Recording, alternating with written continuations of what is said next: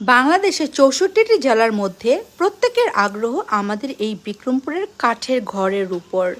সবার আগ্রহ জানার ইচ্ছা হচ্ছে কিভাবে এই ঘরগুলো এত সুন্দর করে তৈরি করা হয়। তাই আমার আজকের এই ভিডিওটি বিক্রমপুরের কাঠের ঘর নিয়ে। আসসালামু আলাইকুম everyone, welcome back to my another blog. আমাদের বাংলাদেশের প্রায় ৬৪টি জেলার মধ্যে সবারই কিন্তু আমাদের এই বিক্রমপুরের ঘরগুলো কিভাবে তৈরি করা হয় সেটা জানার আগ্রহ। দেখেন কাঠ থেকে নকশা করে কত সুন্দর করে এই ঘরগুলো তৈরি করা হয়। আমাদের এই বিক্রমপুরের ঘরগুলো কিন্তু এখন শুধুমাত্র বিক্রমপুরেই থাকে না, এই ঘরগুলো এখন ছড়িয়ে যাচ্ছে সারা দেশব্যাপী।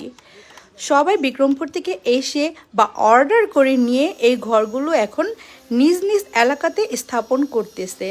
আমাদের এই ঘরের নকশাগুলো এতটাই সুন্দর হয় যা নজর এড়াতে পারে না কারোই।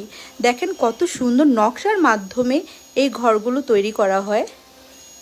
আমাদের এই বিক্রমপুরের ঘরগুলো শুধুমাত্র একতলা বিশিষ্ট হয় না, ঘরগুলো হয় একতলা, দোতলা, তিনতলা বিশিষ্ট, যেগুলো আসলেই মনোমুগ্ধকর আর চমৎকার।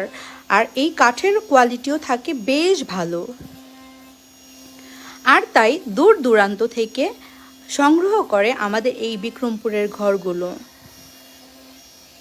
সবার রুচির তালিকায় প্রথম স্থান হয়ে গেছে আমাদের এই বিক্রমপুরের ঘরগুলো। দেখেন ফাইনালি ঘরগুলো কিন্তু তৈরিই হয়ে গেছে। এখানে থেকে এই ঘরগুলোতে থেকে যেমন আরাম বৃষ্টির দিনে, তেমনি দেখতেও সুন্দর।